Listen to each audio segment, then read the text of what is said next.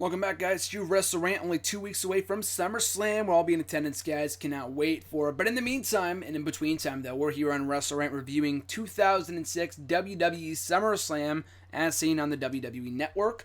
A good show, not nearly as good as SummerSlam '05 in my opinion, but we'll start breaking it down right here, right now. Kicking out the show, Chavo Guerrero versus Rey Mysterio. This is kind of stemming from Chavo costing Rey Mysterio the World Heavyweight Championship at the Great American Bash pay-per-view the month prior. So a pretty good match, and probably the match that I would go with to open up the show. Their in-ring styles were very, very good. I know a lot of people don't get excited over Chavo Guerrero, myself included. He doesn't really do much for me, especially even whether it be then, now, forever, whatever WWE slogan, you can apply that to Chavo Guerrero when it comes to him just kind of being interesting. He's never just been interesting to me. I've never really been excited by Chavo Guerrero, whether he was in the company, even now in Lucha Underground. I just don't care about Chavo. That said, the guy is a very good athlete, and when he wants to be, he can be a great heel. And I thought this was probably the peak of his run in WWE as a single star, this feud with Rey Mysterio, both here and when he came back in 2007. So a good match, kick off the show. I was happy to see Chavo win, inadvertently from some interference from Vicky after she kind of accidentally crotched Rey Mysterio on the ropes. Other than that, though, Chavo Guerrero would pick up a relatively clean win. And the best thing for him, too, I mean, they needed to put more heat on him. If Rey Mysterio beat him here, then, why bother building him up as a legitimate threat to begin with? It's not like they're going to put the world title on Chavo, but still, I mean, I think it was wise to put over Chavo in a big way to kind of kick off this feud the right way and kind of give him some heat in the process. So a good match and a good outcome, too. After that, Big Show versus Sabu in an Extreme Rules match at the ECW Championship. Terrible match. Not just because Big Show is involved too. I mean, it's very well documented. I'm no Big Show fan, but this was a lousy match. All the stupid spot fests. I mean, hardcore matches to me can either be really, really good or really, really bad. This was a total cluster F of a match. Just random hardcore spots. They never really gel. The Big Show, why they kept the belt on him for as long as they did, from July of that year to freaking December, is beyond me. This guy was not a workhorse. I respect Big Show. He wasn't even the best of places in his career at this period in time.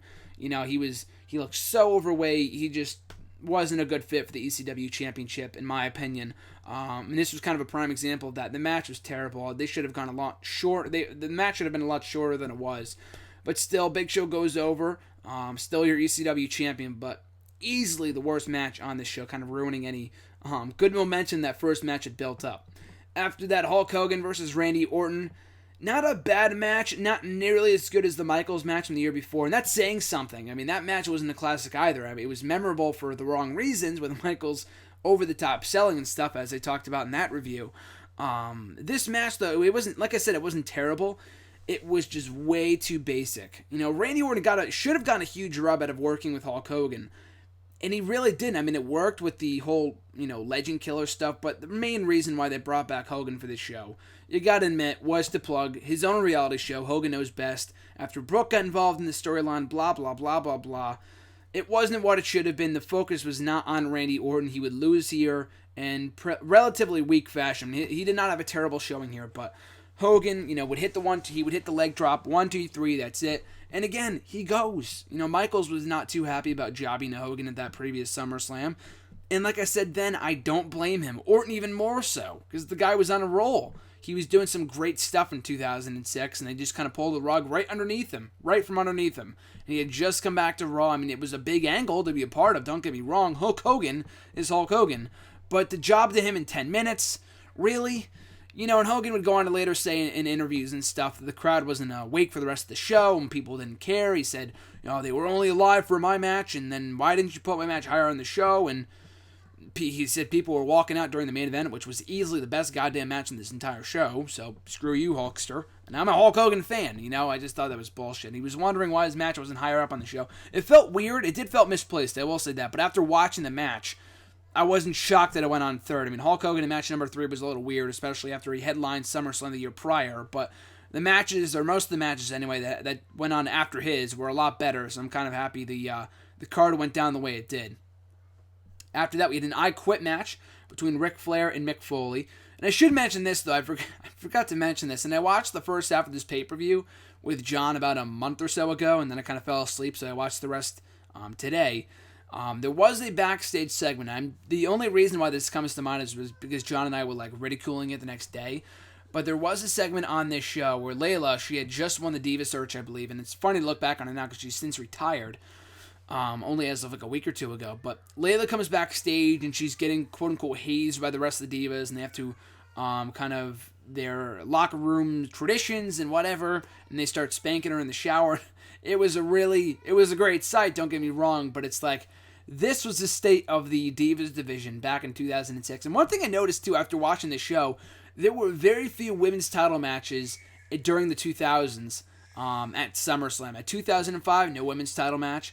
At 2004, we had a Divas dodgeball match. What the fuck is that? And in this show, we didn't have a women's title match either. Lita was the women's champion. She would be represented on this show, but she did not defend that title. So there was a time that, people talk about how bad the Divas division is now. It's gotten a lot better, obviously, in the last month with the NXT call-ups. But before that, there was a time, they were on TV, but the women's division, in terms of wrestling-wise, it was terrible. There was no wrestling whatsoever. It was just all bras and panties and dodgeball. What the fuck is that, But anyway, I thought I would mention that. So after the Hulk Hogan and Randy Orton match, we would get Ric Flair versus Mick Foley in an I Quit match. And I ranked this at number 1 in the best I Quit matches of all time. People are going to look at that and be like, why? But you look at all the other I Quit matches we've had in WWE over the years, more often than not, they suck. We have not had a lot of good I Quit matches in WWE history. The match with Rusev recently between Cena and Rusev wasn't too bad. I thought it was definitely better than their Extreme Rules match. Jeff and Matt Hardy had a decent one. Just a lot of them over the years. Rock and Mankind was good. A lot of it was hard to watch, but that was a really good one. Other than that, though, a lot of them I Quit matches since its inception in late 1990s or the mid 1990s in WWE were all train wrecks, and not the good kind either. Just very, very boring or just poorly done or whatever. So anyway, this match I thought was, in my opinion, the best I Quit match I have ever seen that has ever been held in WWE. The in-ring styles of both guys were very, night and day. Ric Flair was more of a wrestling, more of a submission guy. Mick Foley more of a hardcore wrestler. And ultimately, they went with his style of wrestling, just kind of bringing out all the thumbtacks, the barbed wire bats, mandible claw, Mr. Sacco, everything. They went all out for this match. Ric Flair held up his end of the bargain despite the age that he was at. Mick Foley, he was kind of like a part-time guy at that time, held up his end of the bargain. And it was great. An amazing hardcore match. And this is coming from someone that is not a fan of hardcore wrestling more often than not. I thought they did this beautifully in this match. The only downside was the finish. Melina came down, who was kind of buddy-buddy with Mick Foley at that period in time. She would attempt to throw in the towel for Foley. But in the end, it was Ric Flair threatening to hurt Melina that ultimately cost Mick Foley the win after he quit because he didn't want to see Melina get hurt. But I thought that was funny though because Melina threw in the towel for Mick Foley, and that would not make him lose. The match would continue. And I just thought it was kind of funny because it was only a couple years earlier, and not even like 5 or 6. It was like 3 years earlier at Unforgiven, or no, it was No Mercy rather. No Mercy 2003, where they had the submission match, the I Quit match between Stephanie and Vince, between Stephanie McMahon and Mr. McMahon at No Mercy that year, and Linda threw in the towel for Stephanie, and that costed the match somehow, so their rules are not really all that consistent when it comes to I Quit, but that's always been that way with WWE. They're never consistent with anything, but I thought I would point that out. But like I said, the finish came when Mick Foley quit because he didn't want to see Melina get hurt. So kind of a lame finish, especially in retrospect and when you think about it with Melina, because she would ultimately turn on Mick Foley shortly thereafter this, so it was kind of pointless. I guess it's kind of the point, though. It kind of made Mick Foley look dumb, but it also made him look like a great person, so there is that. But the match itself, though, I thought was tremendous, and Ric Flair ultimately went over, as I mentioned. So after that, we would have for the World Heavyweight Championship, Batista versus King Booker. And this was Batista's big comeback match. Technically he returned at the Great American Bash, where he beat Mr. Kennedy to become the number 1 contender of the World Championship. But Batista, after spending so many months off on the shelf, was back and in full form, ready to take back his World Heavyweight title. The match was not good. It was not a terrible match. It was very boring. I understand why they did it. The finish with Queen Sharmell kind of getting involved, causing a DQ. People were booing the finish more than they were booing Sharmell, I feel like. I don't think people thought, like, right off the bat they were going to have him win back the championship, Batista, that is. And it was wise to keep him in chase mode. That's really good storytelling, just the way this match was executed. And at SummerSlam, really, like the second big stages of the year, the second biggest stage, you're going to have him lose via, Booker T, that is, King Booker via disqualification, especially the month after he had just won that world championship. I thought it was kind of weak. They never really reached that next gear. Like I said, the matches they would have in the months to come at No Mercy and in Survivor Series and on SmackDown were a lot better than this one. But as the match that took place at SummerSlam, their supposed biggest pay-per-view of the year other than WrestleMania, their second biggest show of the year, kind of fell flat with me. You know, I understand why they did it. Like I said, I'm not shitting on it, but just the match itself was not good, and they would have a lot better matches in the months to come. After that, we had D-Generation X, Triple H and Shawn Michaels, taking on Mr. McMahon and Shane McMahon. So I talked about this with John over WrestleMania time and just asking him, why didn't they just fast forward the whole DX and Shawn thing and the McMahon thing so much earlier than they did instead of dragging out for months on end? Because Vince and Shane are not, I mean, Shane's an amazing wrestler, had a great track record of having some really, really good matches at SummerSlam, this being no exception. It was really entertaining, just for not the reasons that you would think. I mean, it's not like it was a wrestling classic, but for a match that involved the McMahons and all the, you know, shenanigans and the, you know, all that kind of stuff, all the interference that would come along with it, they delivered. You know, we would have interference from Regal, from Finlay, Mr. Kennedy, Spirit Squad, Umaga as well, and DX was seen talking to someone backstage prior to the matchup saying, you know, did you hear that Vince thinks that Umaga is the best giant in WWE? I don't know about that. And then Kane was revealed to be that person when he came out, kind of setting and planting the seeds for their feud in the months to come. But the match itself, yeah, I thought it was entertaining. Not like from a wrestling standpoint, from an entertaining standpoint though, from an entertainment standpoint, I thought it was good. They kept me they kept me intrigued. I should say, tongue twister there. They kept me intrigued. They kept me invested. And I thought the finish was well done too. The McMahons were on offense for most of it. And Shane was going for the coast to coast, and Shawn Michaels, it was better in theory than it was in execution, but still, Shawn would hit the sweet chin music to Shane from doing the coast to coast. That was kind of a cool spot. You would see Shawn's kick come out of nowhere. That was funny. And they would follow up with the pedigree and the sweet chin music on Vince to pick up the win, and D-Generation X emerged victorious and reigns supreme. So an entertaining match, not a phenomenal match, but for what it was, from what you would expect from these four guys, it was entertaining nevertheless. So we get to the main event, Edge versus John Cena for the WWE Championship in John Cena's quote-unquote hometown, his home state, I'll say, in Boston, in Massachusetts, and an excellent title match. Now, I watched this title match for the first time about 7 years ago, the same year that I got into wrestling, in 2008, and I talked about this before when I was reviewing SummerSlam 1995, another match that I remember seeing on the on-demand, you know, SummerSlam Classics for free, whatever it was. They had that match. They had Razor Ramon versus Shawn Michaels up there, and they also had this match, too, between Edge and John Cena. I remember watching it then and enjoying it.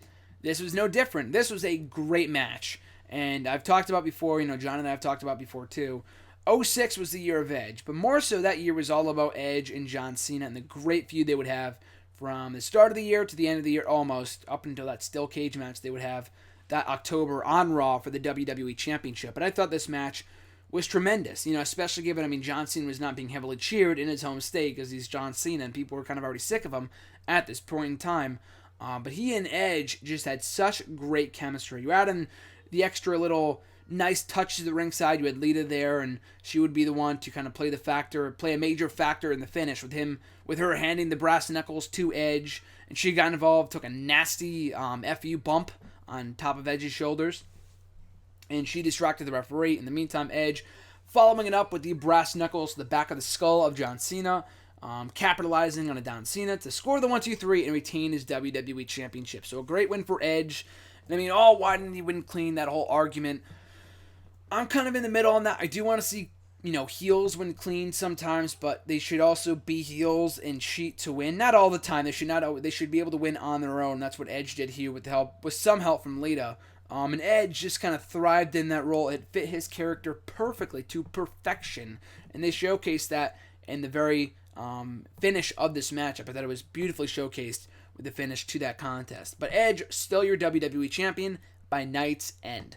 So that closes out SummerSlam 2006. On the whole, I thought it was an okay show. The first hour I thought was a total bore. Travel and Rey Mysterio was good. Don't get me wrong, not a match you need to go out of your way to see, but it was good. Big Show and Sabu was horrendous. Hulk Hogan and Orton was kind of a waste of time that really didn't accomplish anything. I believe Hulk Hogan's final WWE match ever. I don't think he would ever wrestle another WWE match again. So Take that for what that's worth. Ric Flair and Mick Foley, a lot better than expected, and a really, really good match. Like I said, probably the best I Quit match of all time. Not saying much, because a lot of the I Quit matches sucked, but this was still really, really good. The world title match did not do anything for me, although now, knowing what we know now, they would have many better matches to come in the months that followed. I didn't really fault it all that much. I understood the finish. I got what they were going for. The match as a standalone match was not good, but in the grander scheme of things, I understand why they did it. DX versus the McMahons was entertaining and a lot better than I thought it was going to be. I thought it was going to be a total train wreck. And it was in a way, but just in the good kind of way, in the good kind of train wreck. And it definitely piqued my interest, kept me invested, as I said before, kept me enthralled, and kept me entertained by the stuff they were doing in that match. And then finally, the main event, Edge and John Cena, easily the best match on the entire show. Ric Flair and Mick Foley came a close second, but this match was above and beyond the best bout on the entire show. These guys have such great chemistry, and this was another one of those instant classics from John Cena and Edge, and a fun time rewatching that after watching it for the first time back in 2008. On the whole, though, I would not recommend you go out of your way to watch a show. There's not enough, good to great matches to warrant you taking 3 hours of your time to watch this pay-per-view. If anything, I would watch highlights or watch some matches over others. If I had to recommend any one match from the show to watch, it would have to be the main event, no doubt about it. The I Quit match was good too, but everything else was entertaining. The DX stuff was good, not must-see, but it was entertaining if you do watch the show in its entirety. Not as good as SummerSlam 05, but we'll have to wait and see, and I'll be the judge as to whether SummerSlam 2007 was better. So speaking of which, that review should be up. I'm going to say should because sometimes the reviews aren't up on time because I get busy or I can't watch a show, I can't do the review, whatever. But at this point anyway, at this rate, that review should be up this Tuesday, so be on the lookout for that right here on the YouTube channel. But still, as always, guys, thank you for watching. Thank you for listening to my review of SummerSlam 2006. But in the meantime, and in between time, you guys can support me and the channel by finding me on Twitter and following me there at WrestleRant. Like the Facebook page at graham.gsm.matthews at facebook.com/graham.gsm.matthews.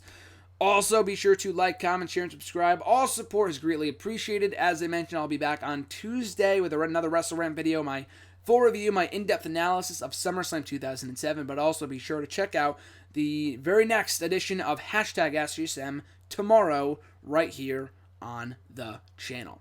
So anyway, guys, enjoy the rest of your weekend, whatever is left of it. Have a great day. I'm Graham G. Matthews, and I'll catch you folks down the road.